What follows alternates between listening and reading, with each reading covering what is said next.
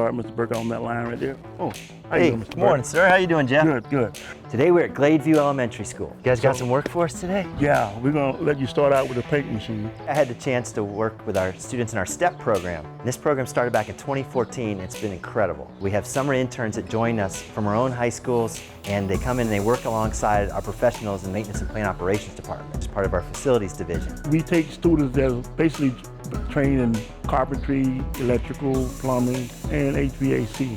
The students that go through this program, first many of them come back summer after summer.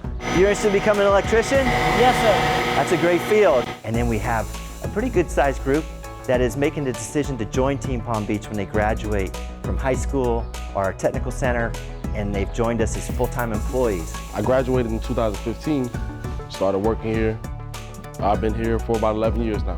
This is where we're truly growing our own future employees, you know. Here's a program we're able to give students opportunity to work in the summer, learn some new skills, learn some trades, get exposed to different things, get paid while they're doing it, and then potentially put them on a career path. Knowing our workforce in the maintenance department is actually getting old, we need replacement people. A lot of our employees, like myself, you know, we're getting closer to retirement age. We need to make sure that we can continue to have the workforce needed to operate this large school district. The students take their work really seriously. They have 182 schools, over 30 million square feet of air-conditioned space that must be maintained, and maintained well. Did you do all this painting that's already in place here? Yes, sir. Nice work. It's full circle from student to employee. If they work with us, great.